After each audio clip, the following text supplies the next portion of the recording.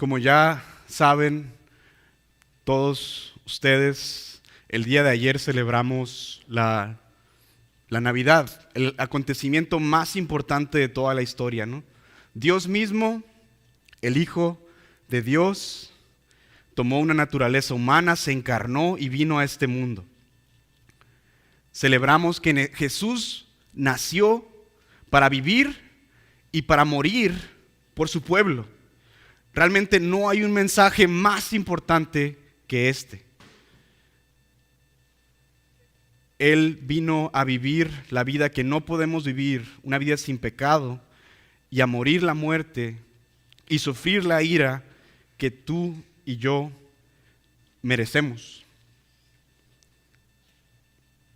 Jesús vino a este mundo debido a nuestra situación desesperada, siendo esclavos del pecado, sin posibilidad de salvarnos por nuestras propias obras.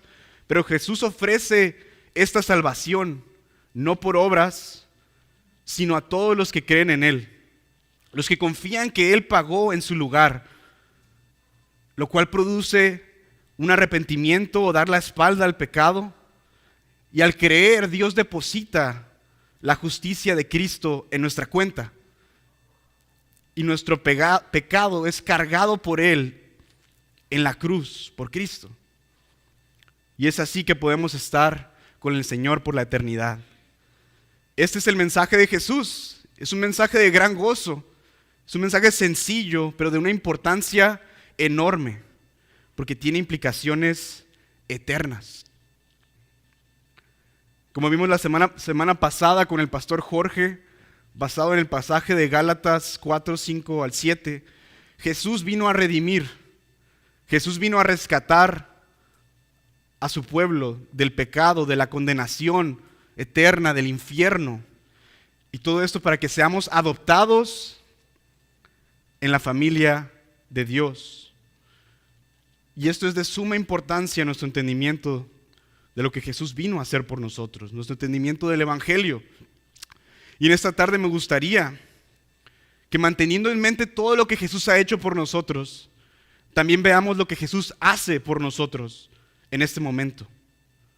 Y esto lo haremos basado principalmente en Hebreos 4, versículo 14 al 16. Y este pasaje nos muestra la disposición continua de nuestro Señor Jesús, de que aquellos que han confiado en Él para salvación vayan a Él, y que su deseo es mostrar misericordia a los que estamos necesitados de su gracia. Entonces vamos a leer Hebreos 4, 14 al 16.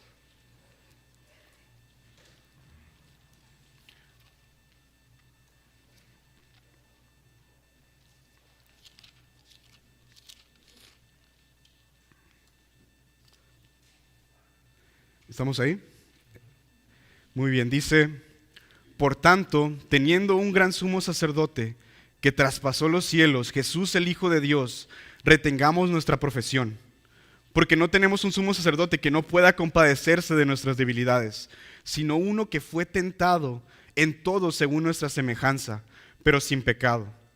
Acerquémonos pues confiadamente al trono de la gracia para alcanzar misericordia y hallar gracia para el oportuno socorro. Acompáñenme a orar nuevamente, hermanos.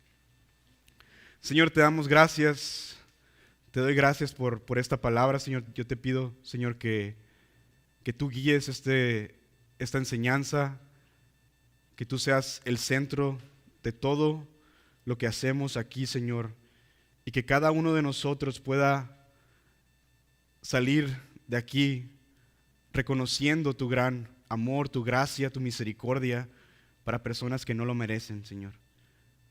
Ayúdanos a poner suma atención a quién eres tú. Te damos muchas gracias en Cristo Jesús. Amén. Entonces, para entender mejor este pasaje, me gustaría darles un poquito de contexto sobre la carta a los hebreos. Y el punto de la carta a los hebreos es mostrar que Jesús es superior a todo el sistema religioso judío, y a todo realmente, a cualquier intento del hombre de salvarse por sus propios medios. Y la razón por la que el autor escribe esta carta es que hay un grupo de cristianos que eran de tradición judía, o sea, un grupo de judíos que creyeron en Cristo, pero debido a diversas razones, pero principalmente a que estaban sufriendo persecución, ellos estaban siendo tentados a abandonar la fe y volver a lo que antes creían. Es muy probable que ellos veían a los judíos, que ellos no estaban pasando por esa persecución y estaban tentados a volver a eso, a lo que antes hacían, a lo que antes creían, a ofrecer sacrificios y hacer de lo que Dios los había salvado. Pero el autor de esta carta les advierte, el Espíritu Santo les advierte y les dice que consideren a Jesús. Jesús es superior y rechazarlo tiene consecuencias eternas. Entonces el autor pasa a explicarles de la supremacía de Cristo de una manera muy clara.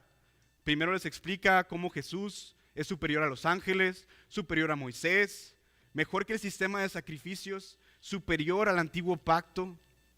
El punto es que Jesús es superior y es digno de que confiemos en Él.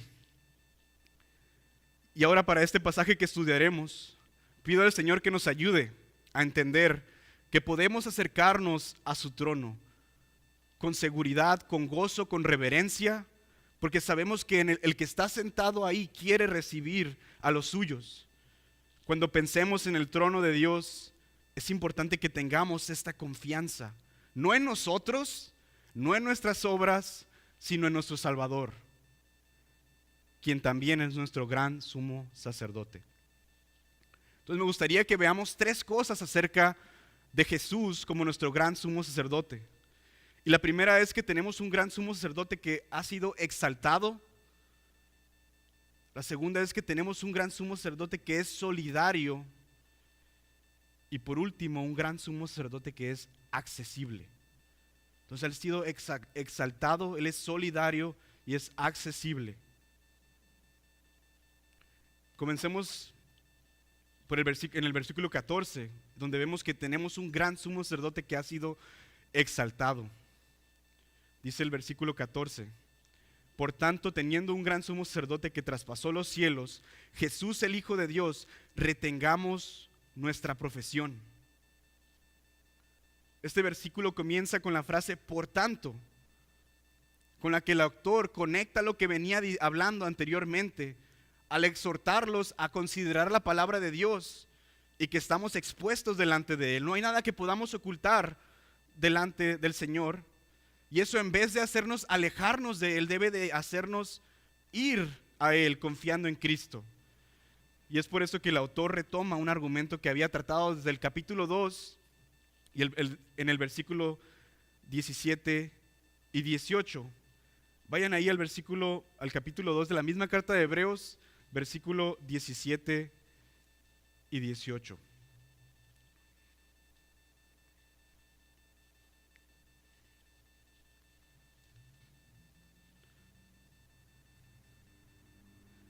Dice: por lo cual debía ser en todo semejante a sus hermanos, para venir a ser misericordioso y fiel sumo sacerdote a lo que a Dios se refiere, para expiar, o sea, para borrar, para quitar de en medio los pecados del pueblo, pues en cuanto Él mismo padeció siendo tentado, es poderoso para socorrer a los que son tentados. Y eso es precisamente lo que el Espíritu Santo explica en estos versículos que estamos estudiando. El gran sumo sacerdote busca ayudar a los suyos.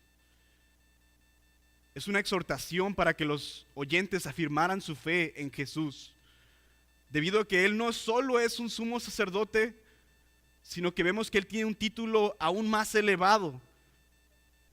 Si regresamos ahí al 14, Él es un gran sumo sacerdote, dice, teniendo un gran sumo sacerdote, con lo que nos demuestra que es superior a todos los sacerdotes que habían existido. Él es el sumo sacerdote perfecto. Y los sacerdotes jugaban un rol fundamental en la religión judía.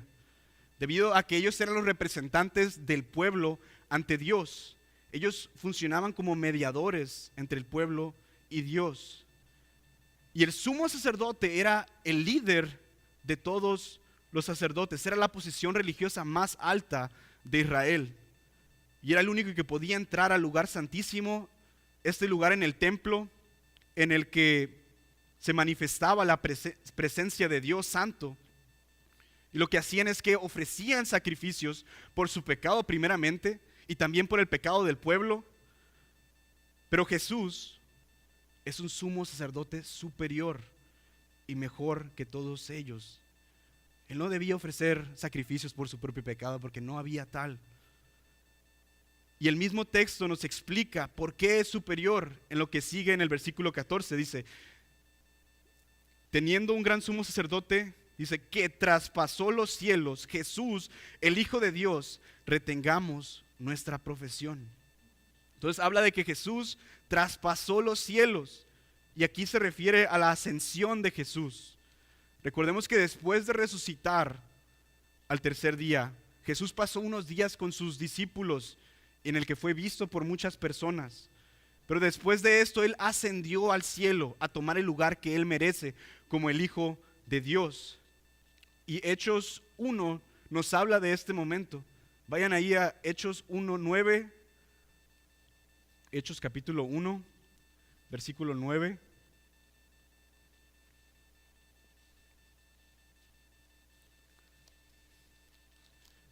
Y vamos a leer hasta el 11. Capítulo 1, versículo 9.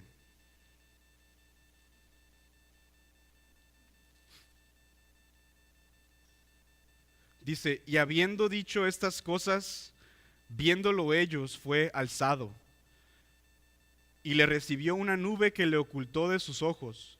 Y estando ellos con los ojos puestos en el cielo, entre tanto que él se iba, he aquí se pusieron junto a ellos dos varones con vestiduras blancas, los cuales también les dijeron, varones galileos, ¿por qué estás mirando al cielo?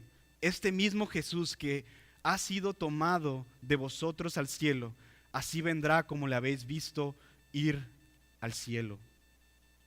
Entonces vemos que Jesús no entró en el templo hecho por manos humanas, no pasó el velo para entrar al lugar santísimo como lo hacían los otros sacerdotes, sino que muestra que Él es superior, ya que Él entró directamente al lugar que el lugar santísimo en el templo apuntaba, al cielo, a la presencia santa de Dios. Él entró al trono de Dios. Él fue exaltado.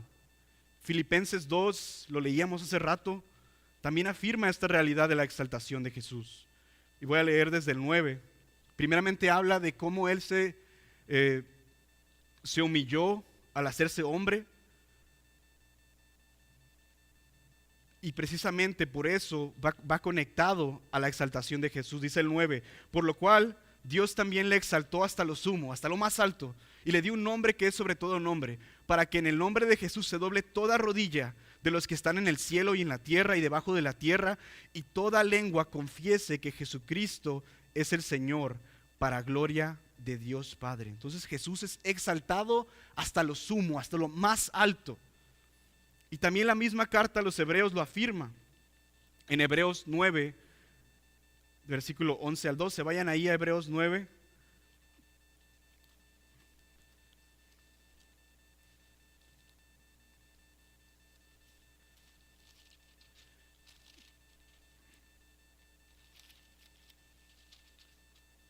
Dice Hebreos 9, 11 y 12. Pero estando ya presente Cristo, sumo sacerdote de los bienes venideros, por el más amplio y más perfecto tabernáculo, no hecho de manos, es decir, no de esta creación, y no por sangre de machos cabríos ni de becerros, sino por su propia sangre, entró una vez para siempre en el lugar santísimo, habiendo obtenido eterna redención. Entonces Él entró al verdadero lugar santísimo, al cielo, a la presencia de Dios. Él es superior. Los sacerdotes que había en ese tiempo no podían compararse con Él. Incluso adelante en el 10 dice en el versículo 11 y 2 dice: y ciertamente todo sacerdote está día tras día ministrando y ofreciendo muchas veces los mismos sacrificios que nunca pueden quitar los pecados, pero Cristo, habiendo ofrecido una vez para siempre un solo sacrificio por los pecados, se ha sentado a la diestra de Dios. Él ha sido exaltado, está a la diestra de Dios.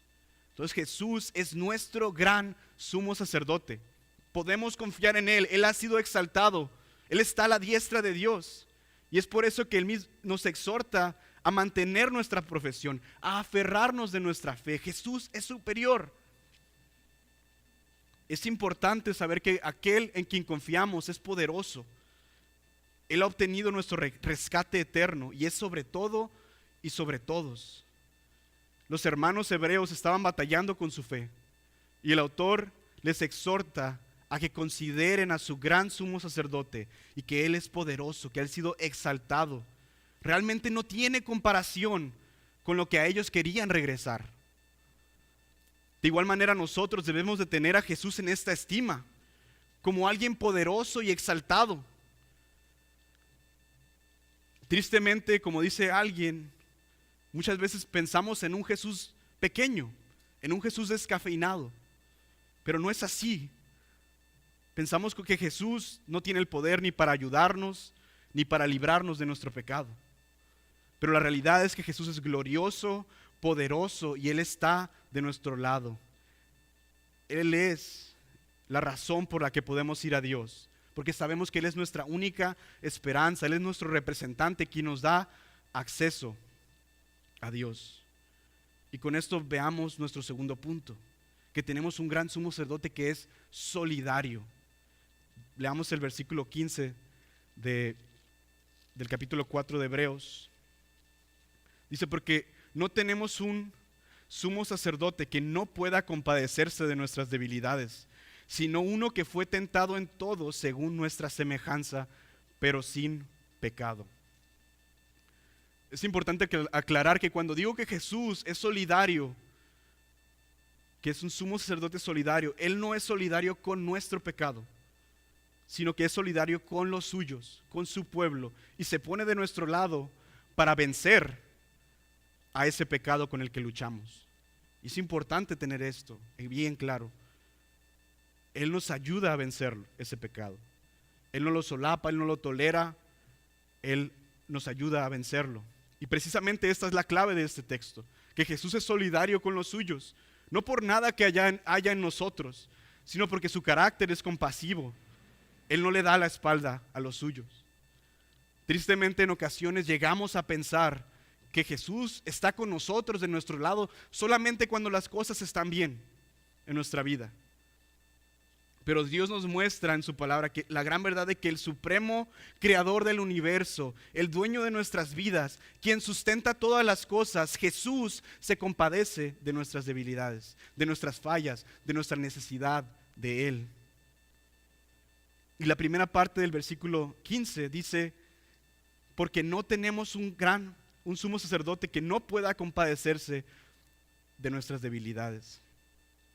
Algo que me llama mucho la atención de este texto es que no dice porque sí tenemos un sumo sacerdote que sí pueda compadecerse de nuestras debilidades, sino que dice no y no. Dice porque no tenemos un sumo sacerdote que no pueda compadecerse de nuestras debilidades. Entonces dice dos veces no. Y la razón es porque en el original, cuando usas una doble negación, estás siendo más enfático que simplemente decir sí. O sea que el Espíritu Santo quiere enfatizar que Jesús definitivamente y contundentemente sí puede compadecerse de nuestras debilidades.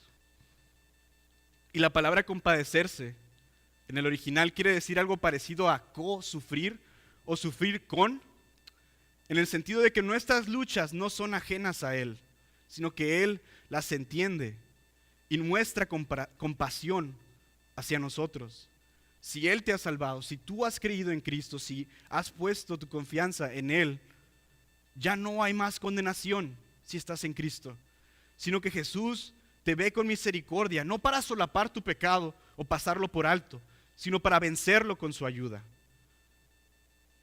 Eso debe de motivarnos a alejarnos más del pecado y no tomarlo como cosa menor, ya que si bien Jesús nos ofrece su ayuda, no queremos ofender a quien nos ha amado de esa manera.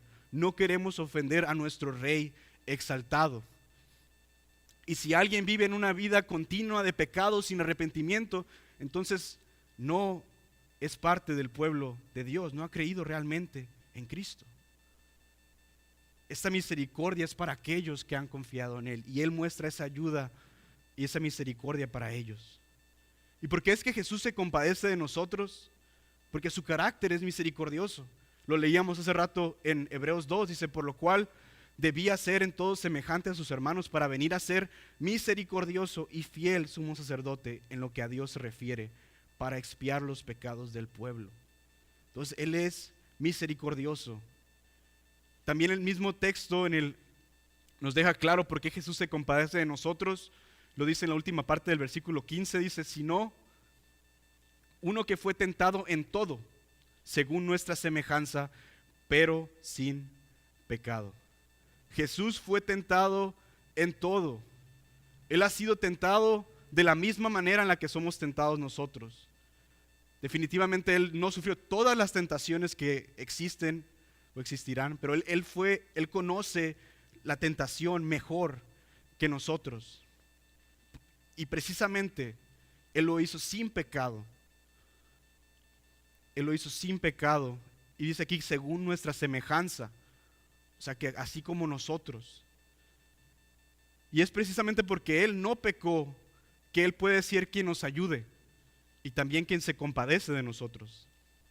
Entonces, lejos de pensar que Jesús no puede entender tus luchas o las tentaciones que te enfrentas, la realidad es que Él las entiende mejor de lo que tú puedes entender, porque Él las enfrentó y resistió ante ellas.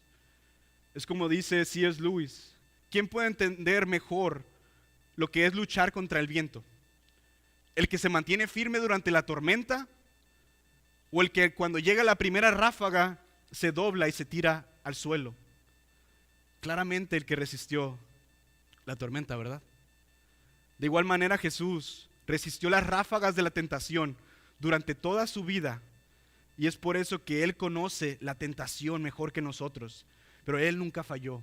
Él la venció y está calificado para ayudarnos y también para mostrar misericordia para con nosotros, y es por eso que tenemos esperanza en Él. Como dice un autor, cuando la realidad de este mundo caído se acerca a nosotros y nos hace querer tirar la toalla, allí mismo tenemos un amigo que sabe exactamente cómo se sienten esas pruebas y se sienta cerca de nosotros, está con nosotros en solidaridad. Ese es Jesús. Tenemos a un Salvador que ha sido exaltado, un Salvador poderoso, uno también que es solidario con su pueblo en sus luchas, no les da la espalda, sino que les ayuda. Y esto nos lleva al tercer punto, que tenemos un gran sumo sacerdote accesible. Dice el versículo 16, acerquémonos pues confiadamente al trono de la gracia para alcanzar misericordia y hallar gracia para el oportuno socorro. Ahora en Cristo, Él nos ofrece estar delante de la presencia de Dios con toda confianza, debido a que Él es nuestro gran sumo sacerdote, nuestro mediador, nuestro representante delante de Dios. Entonces no debemos de ir a Él temiendo a ser rechazados, sino que al contrario, la exhortación es a que nos acerquemos y lo hagamos confiadamente. Jesús mismo nos garantiza ese acceso.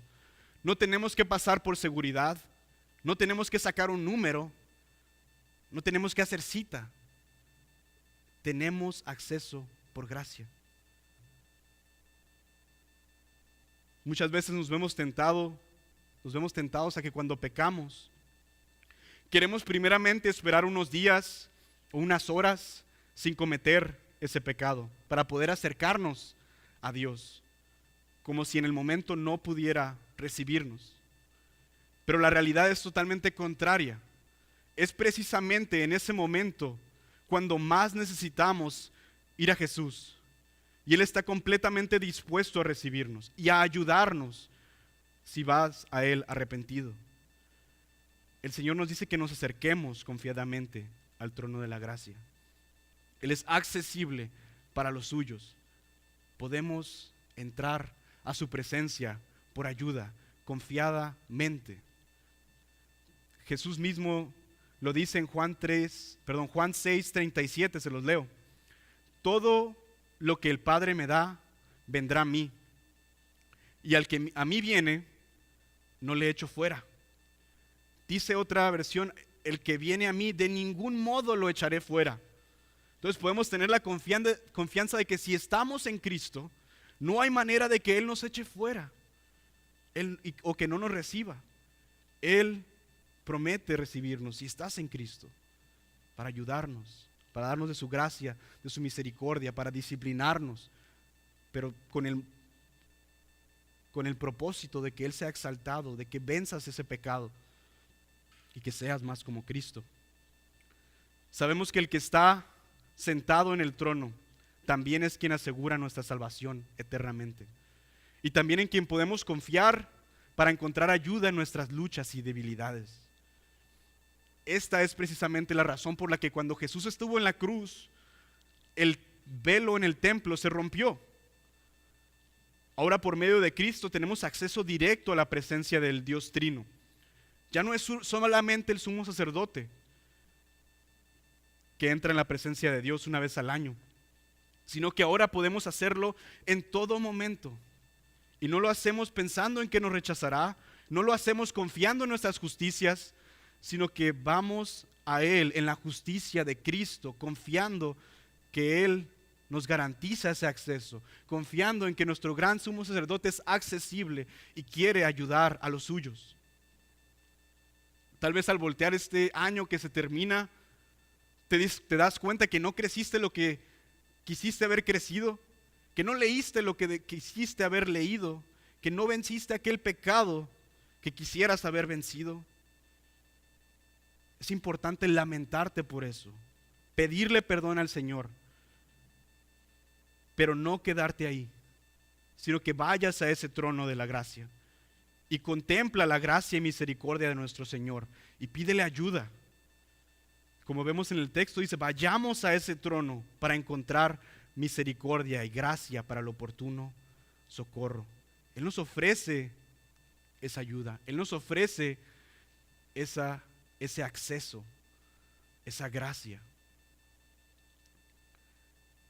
En ocasión sabemos que debemos de ir a Él cuando caemos, cuando estamos desanimados, cuando estamos débiles. Pero realmente a veces dudamos de cuál es la actitud del que está sentado en el trono, o cómo es que nos recibe. Pero este pasaje debe de convencernos que el que está sentado en el trono, Jesús, realmente quiere que vayamos a Él para darnos gracia y para ayudarnos en nuestras tentaciones, en nuestras debilidades, en nuestras luchas. Y esto es de gran bendición, eso debe de causarnos felicidad porque no estamos solos, porque realmente lo necesitamos a Él, porque tú solo no puedes, y creo que todos de aquí lo hemos comprobado. Pero yendo a Él, confiando en Él, conociéndolo a Él en su palabra, buscando tener comunión con Él en oración, es la manera en la que Él nos da esa gracia para vencer al pecado. Esto debe de causarnos felicidad. La vida cristiana no se trata de verte a ti mismo, se trata de ver a nuestro Salvador y reconocer que si has creído en Él, Él nunca te dejará solo. Él venció a la muerte y la tentación para garantizar que la persona, aún la más débil, que vaya a Cristo en fe, sea salvada y hecha parte de la familia de Dios por toda la eternidad. Esa persona no será echada afuera, y esa es nuestra esperanza. No son nuestras obras, no son nuestras justicias, sino Cristo. Él es nuestra esperanza y lo que Él ha hecho por nosotros en la cruz. Entonces, ¿qué más ánimo, qué más motivación, qué mayor motivación necesitamos para vivir nuestra vida cristiana que reconocer que nuestro Señor, que es poderoso, es solidario con nosotros, que no nos desecha, sino que es accesible y pronto para ayudar y para perdonar? Esto debe de motivarnos a no tolerar el pecado, y lo enfatizo, debe de motivarnos a no tolerar el pecado en nuestra vida. Porque a la luz del carácter misericordioso de nuestro Señor debemos estar agradecidos, con corazón llenos de amor por Él. Y queremos ser como Él, y Él nos dice que seamos santos como Él es santo. Y por eso no queremos ir en contra de lo que Él desea. Él garantiza que terminará la obra que comenzó en nosotros. Y nos ha dado medios para hacerlo, como lo hablaba ahorita. Nos ha dado su palabra, nos ha dado la bendición de mantener comunión con Él en oración, de tener comunión con los hermanos, de poder escuchar la palabra, pero principalmente también teniendo una visión bíblica de quién es Él. Y esto es lo que necesitamos para vencer las tentaciones que nos rodean en todo momento.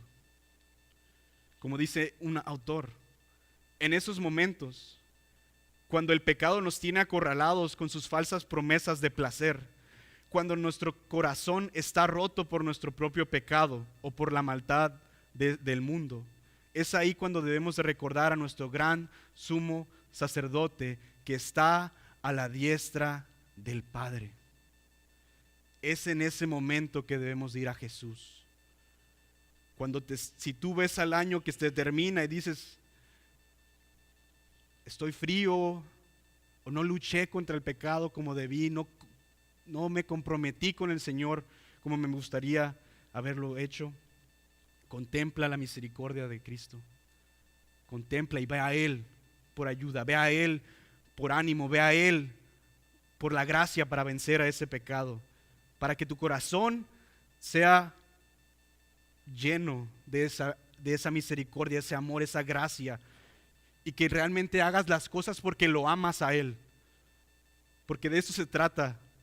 Hacemos las cosas porque lo amamos a Él, y porque Él nos ama. Si somos sus hijos, es por eso que Él nos ofrece ayuda. Él está dispuesto a ayudarnos. Él no te pide que venzas tu pecado y que después vayas a Él, sino que si quieres vencer ese pecado, debes de ir a Él. Debes de ir a Él en oración. Él es nuestra ayuda y nuestra esperanza. Y si tú no has creído en Cristo, si tú no has confiado en Cristo como tu Salvador, yo te aseguro que no encontrarás un Salvador como Jesús. Jesús ha caminado en este mundo. Él vivió una vida sin pecado y se compadece de pecadores como tú y como yo.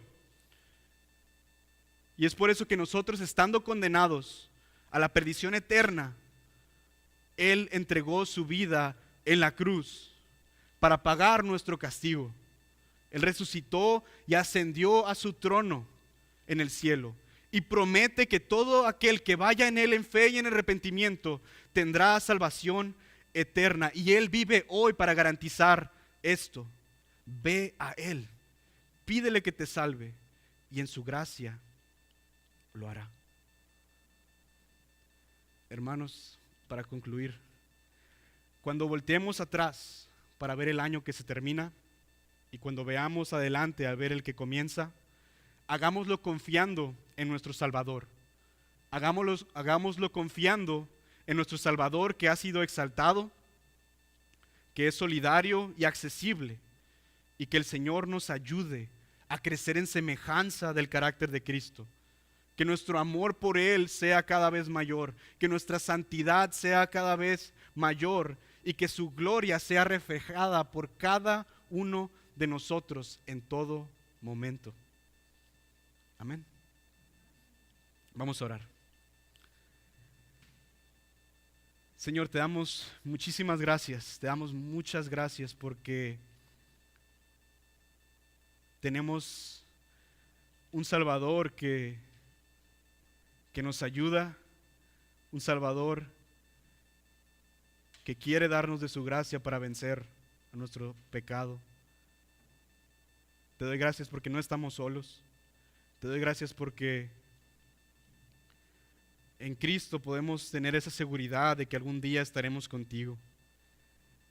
Gracias, Señor, porque te pido que nunca olvidemos que esto no es por nada que haya en nosotros, que esto es por tu gracia, porque tú lo has querido así, por tu voluntad.